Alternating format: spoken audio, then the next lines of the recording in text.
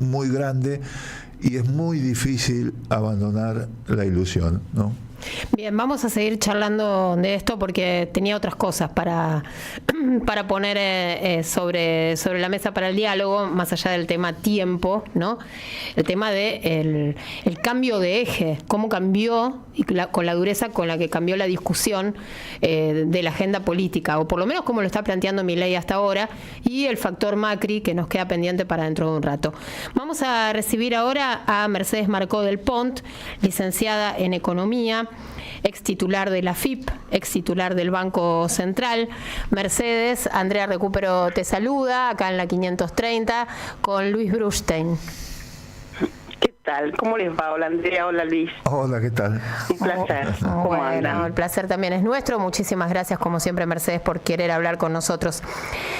Bueno, estábamos recién arrancando, prendiendo motores a esta hora, que es el regreso en nuestra querida Radio de las Madres, haciendo un poco de balance, ¿no? De cuáles son todos los problemas y todos los temas a los que nos enfrentamos todos los días a la hora de comunicar y a la hora de reflexionar.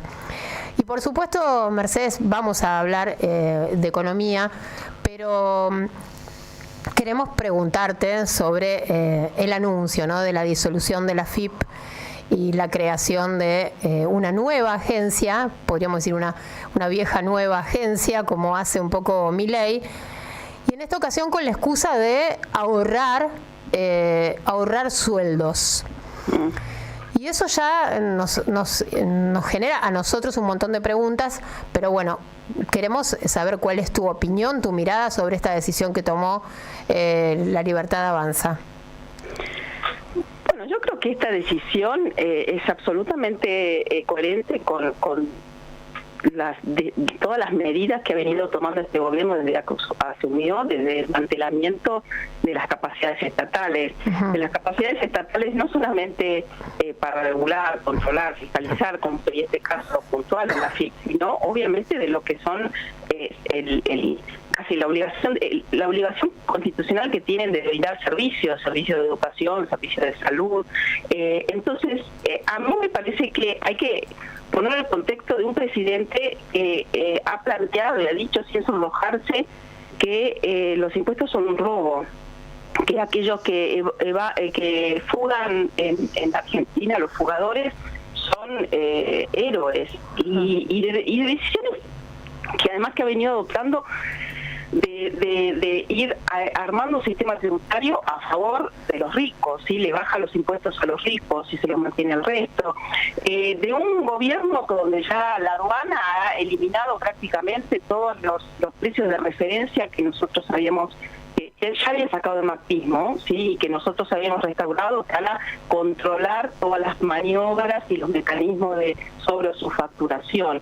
Entonces, esto es absolutamente consistente con esta lógica despiadada de decir, vengo a destruir el Estado. Y las consecuencias que eso va a tener en términos de darle el poder o dejar que sea el mercado. El mercado, en una institución como la FIP, donde se supone que uno tiene que tener capacidades para controlar al poder económico, ¿sí? Porque claro, ahora, esto que vos señalás es la idea que viene machacando Milei, que los evasores son una especie de héroes, ¿no? Junto con los que votan todos los recortes al financiamiento universitario y a los jubilados. Pero al mismo tiempo, escuchándote, pienso que si lo que hay es que combatir la evasión, recortar el personal no sería, o sí sería, esa es la pregunta, la medida correcta. Bueno, primero, no sé cuál va a ser su lucha contra la evasión si dice que evadir es tratar de esquivarle el bulto a un robo que son los impuestos.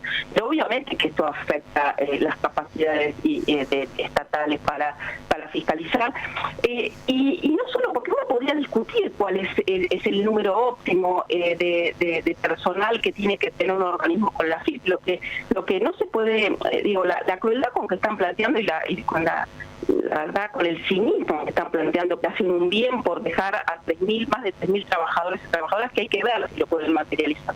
Porque la verdad que hay normas, hay leyes, hay convenios que no habilitarían esa decisión.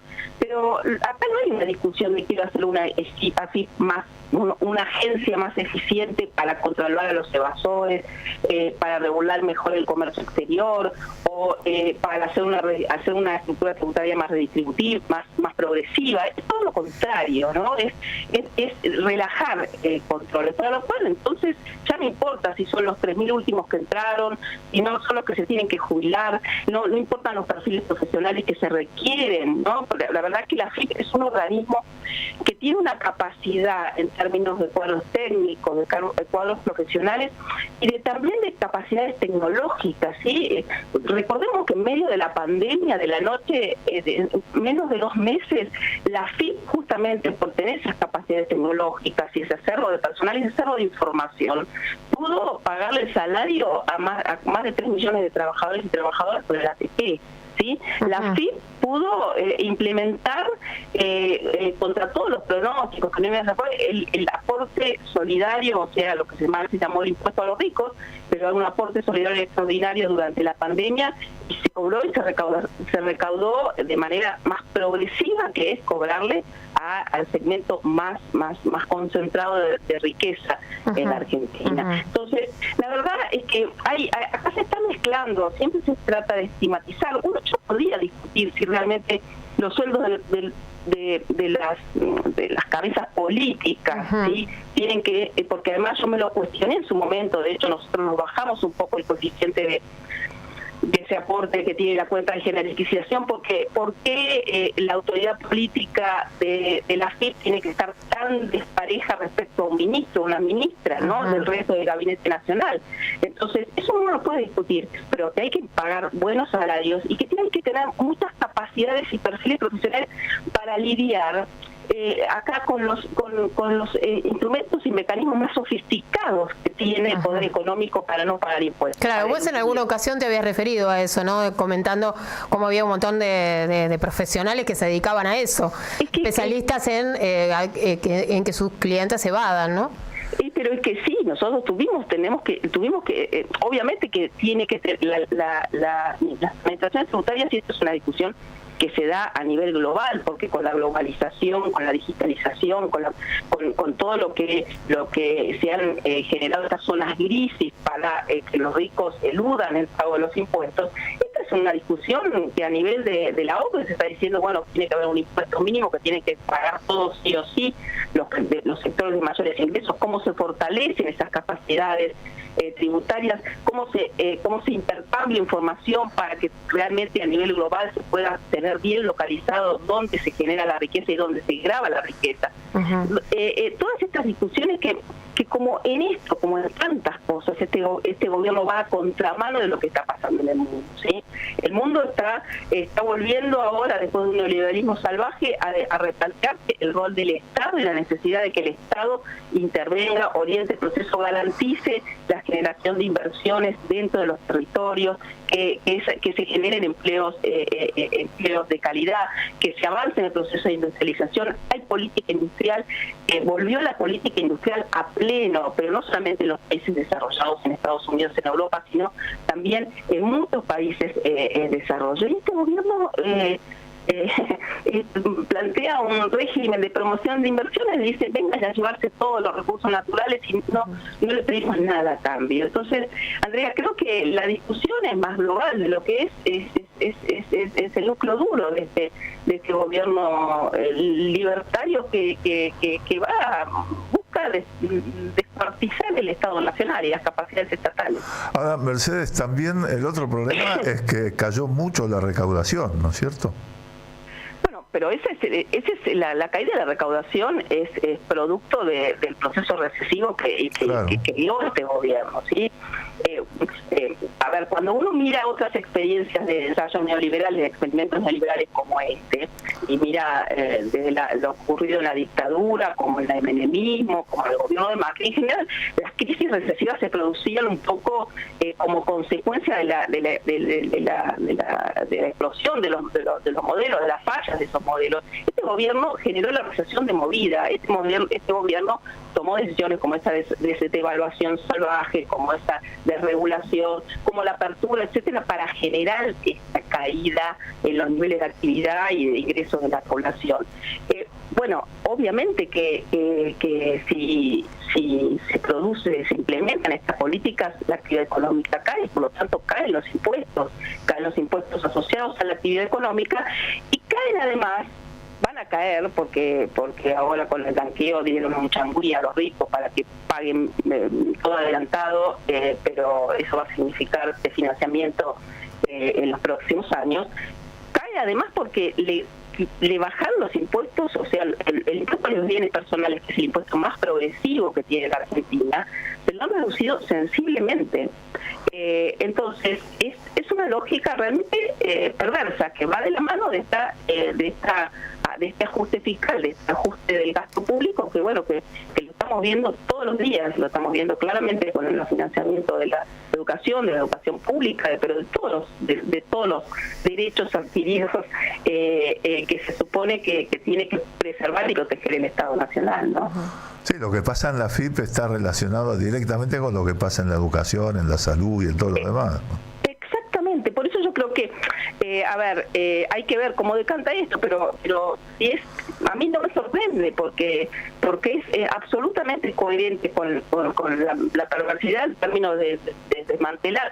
No, creo que los que pertenecemos a otros espacios políticos y a otros proyectos políticos tenemos que dar la discusión de repensar el Estado, de cómo hacerlo más eficiente, mejor, cómo estar más cerca de las necesidades realmente de la sociedad. Pero esto es exactamente lo contrario, esto es darle el libre albedrío al mercado. Y sabemos, cuando hablamos de mercado, no es un eufemismo, el mercado no son las pequeñas y medianas empresas, el mercado no son los autónomos ni los tributistas, el mercado es el poder económico, que es el que hace y deshace, ¿no? Me imagino, Mercedes, que habrás estado observando el proyecto de ley de presupuesto. Sí, lo estamos mirando y he estado escuchando algunas ya hoy, era de la discusión sobre educación. Exacto. Y bueno, es que es parte de esta misma lógica de reducción del gasto en todos los conceptos que tengan que ver con el bienestar de la población, ¿sí? Porque aumentar los gastos, las erogaciones quizás en seguridad o en la inteligencia en la FIDE, pero bueno, se baja no solamente en educación, en salud, el recorte, el aporte más importante a esta reducción brutal del gasto lo han hecho los jubilados y las jubiladas, ¿sí? Y bueno, esto es...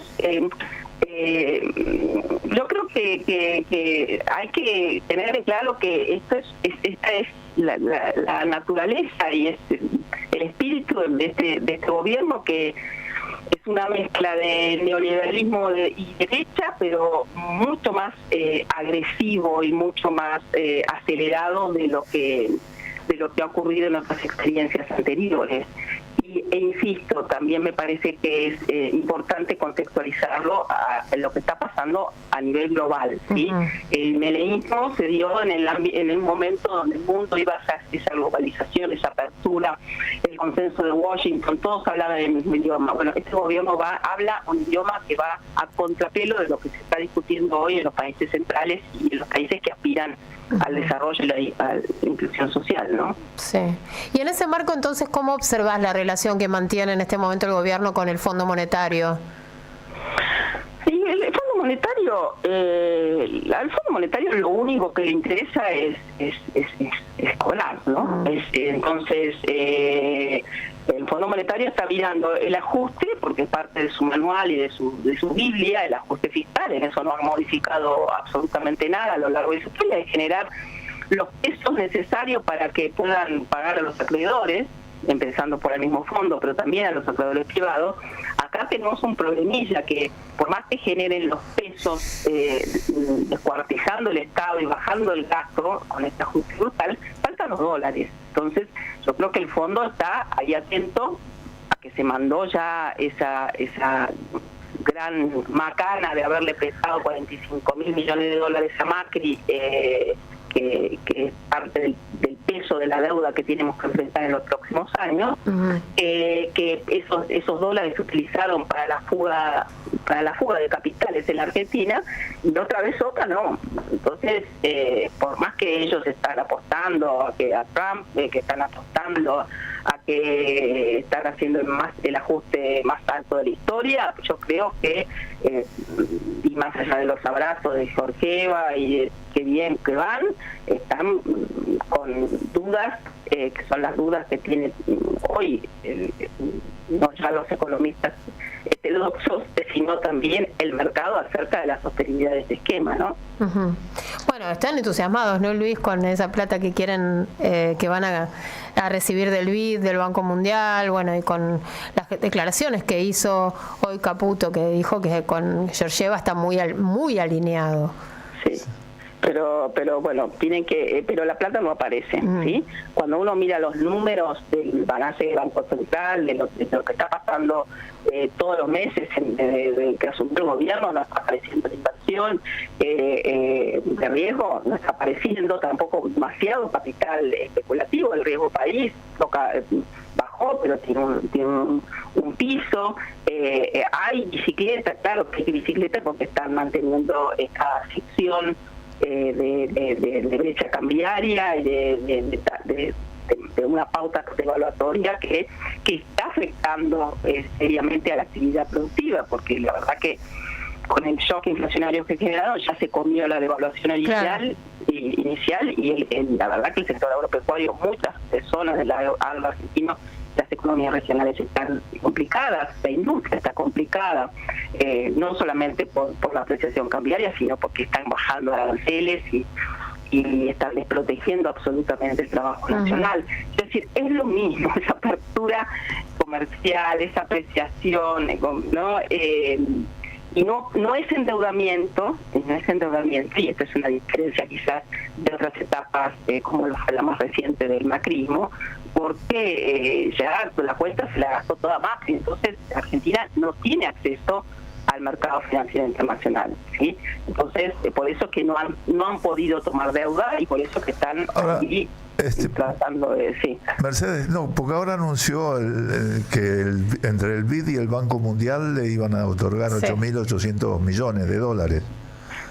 A ver, eso es, primero, eso es bruto, no neto. Después nosotros, en general, hay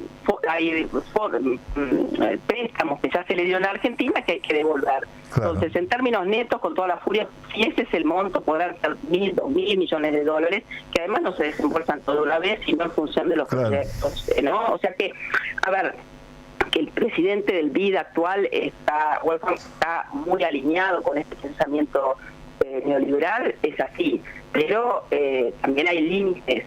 La cuenta a pagar el año que viene es muy alta y nadie presta a alguien que no sabe que tenga esa deuda, va a pagar, ¿no? Es que sí, es así. Entonces, la verdad que la situación le está manteniendo esta paz cambiaria a costa de este famoso dólar blend que le permiten que liquide una parte de los mercados financieros, entonces ahí mantiene un poquito baja la brecha, mantienen baja la brecha cambiaria, la tasa de interés en términos de dólares, no de pesos, los ahorristas es muy positiva, entonces conviene quedarse en pesos y no irse al dólar. Bueno, pero todas estas alquimias las hemos vivido en otras etapas. El tema es qué pasa con las cuestiones de fondo, qué pasa con la economía real, con la economía productiva, con la economía de carne y hueso. Y bueno, lo que pasa es eso, desindustrialización, caída de la actividad industrial y caída de todo lo vinculado al mercado interno y sobre todo a los ingresos de la población, ¿no? Bien, bueno, muchísimas gracias, Mercedes. Podríamos seguir charlando toda la tarde, pero no te vamos a robar tanto tiempo. Sos muy amable, muy amable. Les mando un abrazo. Bueno, abrazo. Hasta luego. Mercedes Marcó del Pont, licenciada en Economía, ex titular de la FIP, ex titular del Banco Central. No van surgiendo, Luis, un montón de inquietudes, un montón de preguntas y podíamos seguir charlando. Pero bueno, en líneas generales queríamos consultar.